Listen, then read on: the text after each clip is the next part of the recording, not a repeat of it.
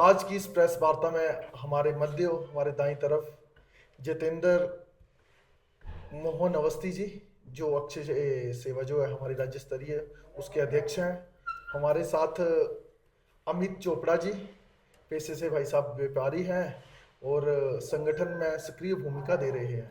हमारे साथ भाई अजय शर्मा जी, अपने यहाँ लदों के मूलता निवासी हैं और संगठन के कार्य में बढ़ चढ़ के भूमिका दे रहे हैं। हमारे साथ जेपी शर्मा जी, जिनकी अपनी यहीं बाजार कमेटी में अपनी दुकान है और पेशे से व्यापारी हैं। तो इस मीडिया के माध्यम से जो हमारे साथ जो दर्शक जुड़े हैं उन सभी का स्वागत है, अभिनंदन है।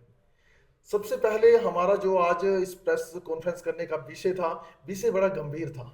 दिन प्रतिदिन अखबार के माध्यम से, सोशल मीडिया के माध्यम से हर कोई व्यक्ति हिंदुओं को जगाने, हिंदू जाग गया, इस विषय पे अपने अपने बयान दे रहे थे। सबसे बड़ा गंभीर विषय था। पिछले हमने 15 दिनों से ये एक मुहिम शुरू की थी। इस मुहिम के अनुसार हमने सोचा था आज भी हमारा पंचरुखी में जो धरना प्रदर्शन हुआ वो इस विषय को लेकर हुआ। विषय मैंने पहले कहा कि बहुत गंभीर था। 2 दिन पहले मैं और अजय शर्मा जी और हमारी टीम अपने यहाँ पंचरुखी में एक नीचे 2 जो अवैध प्रवासी रहते थे उनके आधार कार्ड चेक करने के लिए गए। तो पहले हर कोई ये विषय बड़ी गंभीरता से बोल रहा है कि हर किसी के आधार कार्ड की डेट ऑफ बर्थ जो है वो 1 जनवरी से ही शुरू होती है। पहला प्रश्न तो मैं प्रशासन से भी पूछना चाहता हूं, क्या जितने भी प्रवासी मजदूर आए हैं क्या उन सब का जन्म नए साल के 1 जनवरी को ही हुआ था?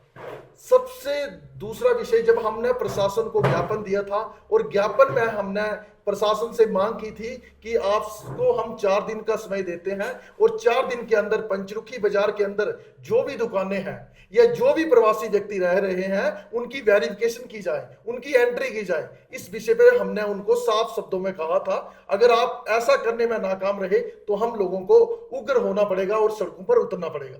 पर प्रशासन की नाकामी, उसके तीसरे दिन हम यहाँ साथ में ही क्या बोलते अपने अंद्रेटा रोड में एक बिल्डिंग है, 2 मंजिला ये बिल्डिंग है, उसमें जब हम किसी कार्यालय में बैठे थे, फोन ठीक करवाने के लिए गए थे, तो वहां जो फोन ठीक करने वाला व्यक्ति था उसने कहा हम लोग हिंदू धर्म के लिए और हिंदू के लिए काम तो कर रहे हैं, पर मैं आपकी मानसिकता और आपको बताना चाहता हूं कि उस व्यक्ति में जो प्रवासी मजदूर है और धर्म के नाम से मुस्लिम व्यक्ति है, उस व्यक्ति के फोन में हमारे ही कुछ लोगों की, जो हमारे क्षेत्र की हमसे जुड़ी हुई हिंदू व्यक्ति की महिलाएं हैं, जो समाज के कमजोर तबके के लोग हैं, उनकी कुछ फोटो और वीडियो है, जिसके माध्यम से पिछले वर्ष उन पर एफआईआर लॉन्च हुई है।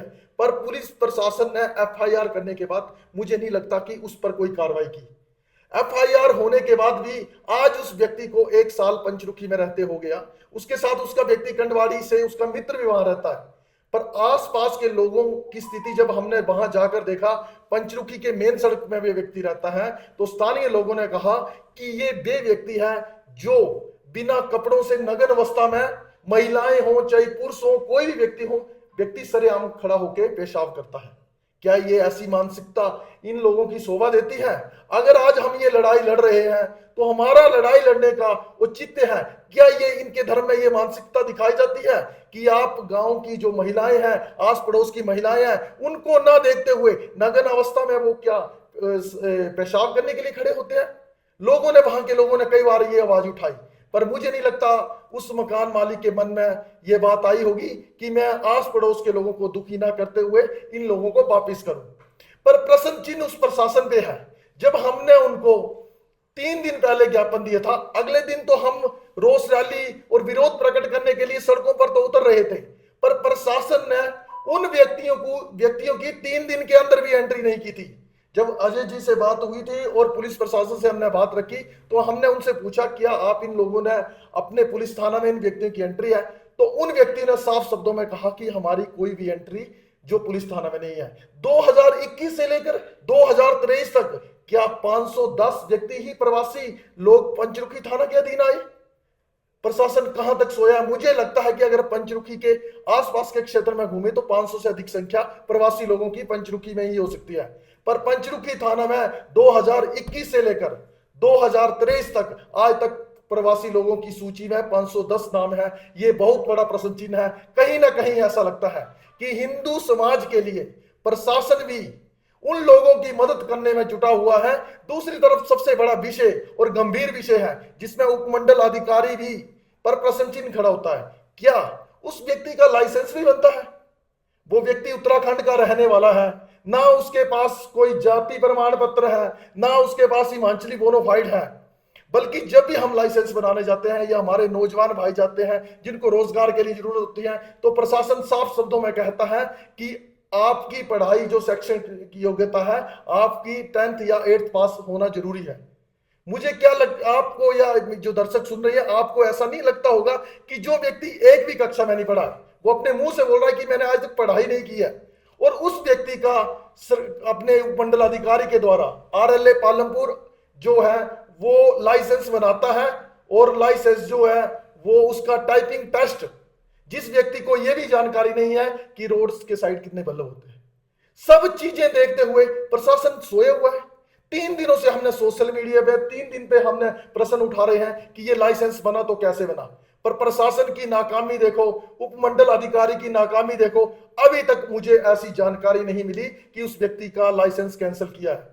ना व्यक्ति हिमाचल का रहने वाला है, ना व्यक्ति यहां परमानेंट रहता है, फिर कैसे लाइसेंस बना, कैसे उसके लर्निंग टेस्ट हुए, कैसे उसने ड्राइविंग के टेस्ट दिए, ये सारे प्रश्न चिन्ह खड़े करते हैं। कल शाम को हमें फोन आया और फोन के माध्यम से सूचित किया, एक हमारे यहाँ नजदीक के भाई हैं जिन्होंने आज मदद की। मैं कहूंगा कि वो हम कहेंगे समाज में एक माता जी ने ऐसा रूप धारण करके काम किया कि उनके घर में जो मुस्लिम लोग जो प्रवासी अवैध तरीके से रह रहे थे, उन पर कार्रवाई करते हुए उनके पोस्टर खुद फाड़ कर बैनर तले सब कुछ उखाड़ दिया। उन्होंने समाज को संदेश दिया कि क्या मेरा गुजारा इन प्रवासी मुस्लिम लोगों को किराए पे दुकान देकर ही नहीं होता, मैं खुद भी दुकान चलाकर वो काम कर सकती हूँ, अपना काम धंधा चला सकती हूँ। पर विषय ये था कि पिछले कल उन्होंने उन प्रवासी और मुस्लिम व्यक्तियों को कहा कि हमारी दुकान खाली कर दो, तो उन लोगों से मुझे लगता है कुछ लोगों के मन में अभी भी ये प्रश्न चिन्ह है कि हम दुकान खाली नहीं करवाएंगे, हमें अच्छे पैसे मिल रहे हैं। तो उनको पूछा जाए कि उनकी क्या हालत की, तब उन्होंने उनको आंखें दिखाई और आंखों में साफ कहा कि हम दुकान खाली नहीं करेंगे, आपने जो करना है वो कर दो। मैं इस मीडिया के माध्यम से कहना चाहता हूं कि जो कुछ भाई अभी भी सोच रहे हैं पंचरुखी के अंदर, देख पूरे हिमाचल के अंदर, अगर आप लोग दुकान खाली करवाने में नाकाम साबित है, नहीं करवा सकते हैं, किसी प्रकार के दबाव में आते हैं, तो हमारी पूरी टीम आपकी मदद के लिए है। और गलती से आपके मन में कोई द्वेष है कि हम दुकान इन व्यक्तियों को ही देंगे, तो इतना भी कहना चाहता हूं, आप चिंता ना करिए, हम आपकी दुकान खाली करवाएंगे। या आप करवाएं तो बहुत बढ़िया, अगर नहीं करवाएंगे तो हम बताएंगे आपकी दुकान कैसे खाली हो सकती है। मेरा मीडियम के माध्यम से सिर्फ सबके लिए यही संदेश है, आज सबने इस रैली को सफल बनाने के लिए अपना पूर्ण सहयोग दिया। कहीं ना कहीं पूरे व्यापार मंडल का अपना पूरा सहयोग था, सबका इतना अच्छा बढ़िया सहयोग रहा, उसके लिए सारी कमेटी दिल की गहराइयों से आपका धन्यवाद करती है। पर हिंदू को जागने का समय है, अब हमें जागना पड़ेगा। इनके अत्याचार जिन व्यक्तियों पे हो रहे हैं, कुछ लोगों के मन में प्रश्न रहता है कि पड़ोस का व्यक्ति है, तो पड़ोस का व्यक्ति अगर हमारा नशा कर रहा है तो मैं अपने लड़के को क्यों बोलूं। पर हालात ऐसे भी बनते हैं कि पड़ोस का व्यक्ति तो नशे को झेल रहा है, पर अपने घर का व्यक्ति भी नशा झेलता है। कुछ लोगों के मन में ये विषय है कि पड़ोसी जो है उनके घर में मुसलमान रहते हैं, मुझे क्या जरूरत है, मुझे इस लड़ाई लड़ने में कोई जरूरत नहीं है।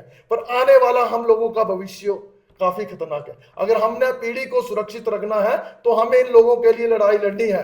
आज हम सब इस विषय पे चिंतित हैं कि बड़े से नौजवान हैं, बड़े से ऐसे हमारे भाई हैं जिनकी शादी नहीं हो रही है, क्या कारण है इसके पीछे।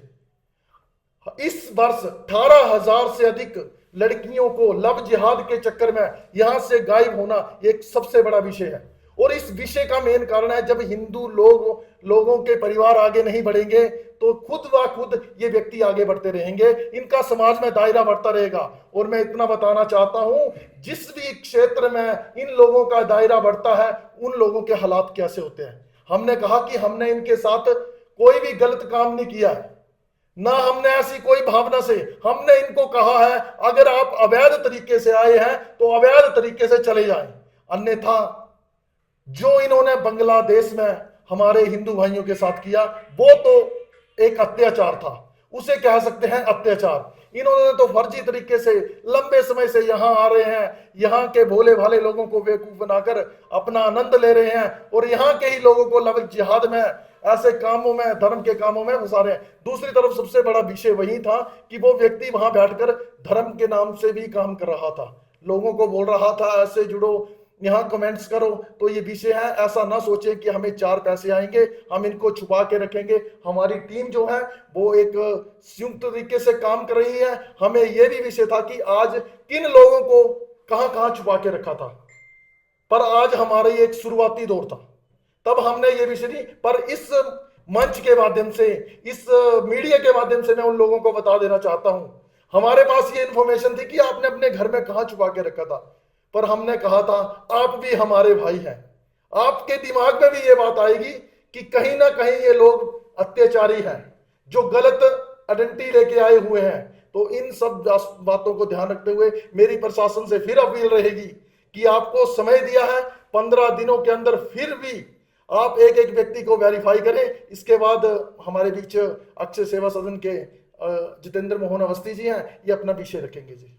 सबसे पहले अमन जी आपसे एक बात करनी कि आपने कहा कि पुलिस प्रशासन ने वेरिफिकेशन नहीं की, मगर कहीं ना कहीं आपको नहीं लगता कि जो समाज में रहकर जो लोग हैं वो दुकानें किराए पर दे रहे हैं या मकान किराए पर दे रहे हैं, उनकी तो कुछ ना कुछ जिम्मेदारी बनती है कि वो पुलिस को सूचित करें कि हमारे घर में फलाना बंदा जो है वो यहाँ पर रहने के लिए आया और इसकी वेरिफिकेशन जो वो खुद तैयार करें, तभी तो माहौल जो है वो चेंज होगा। मैंने ये विषय बताया कि जो हमारा सामान्य व्यापारी है, मैं आज भी गया था वहां पे कि ये कुछ दुकानें हैं, इसका न्यूनतम किराया जो वो 4,000 हो सकता है और वो व्यक्ति उनको 16,000 दे रहे हैं। तो हमारे ही लोग लोभ लालच में आकर उन व्यक्तियों को किराए पे दुकानें दे रहे हैं और वो व्यक्ति उनकी गुप्त जानकारी रख रहे हैं। इसमें मैं कहना चाहता हूं कि हमारे ही समाज के कुछ व्यक्ति दोषी हैं, पर हमारा एक दायित्व बनता है, हम उनके घर में जाएंगे, उनको समझाएंगे कि हमारी जो लोभ आपका जो उनके प्रति है, इन सब चीजों को छोड़कर समाज को हमने आगे लेके जाना है और आप इन लोगों को छोड़ें और अपने जो नजदीक के लोग हैं, जो कारोबारी है, उनको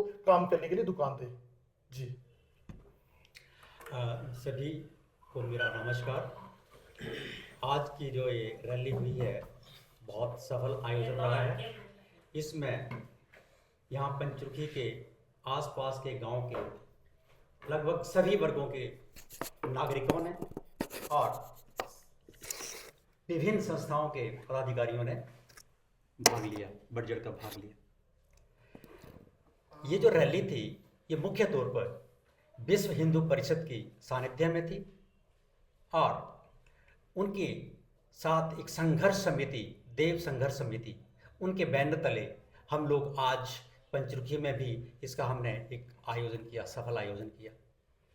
हमारा मुख्य जो कार्यक्रम था वो आसपास के लोगों को जागरण करना, उनको जागृति देना है कि आप क्या कर रहे हैं। अगर उनको देश की, विदेश की, हमारे राज्य की जो परिस्थितियाँ वो उनको समझ नहीं आ रही हैं, तो हम ये पूछ रहे हैं कि पंचरुखी तो अपनी आंखों के सामने तो देखिए, क्या कारण है कि एक प्रलय जैसी आ गई है, इतने पंचरुखी में प्रवासी अवैध रूप से आ गए हैं।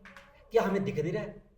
हमें नंगी आंखों से नहीं दिख रहे कौन कहाँ आ रहा है। रात को वो लोग संदिग्ध अवस्था में गाँव में घूम रहे हैं।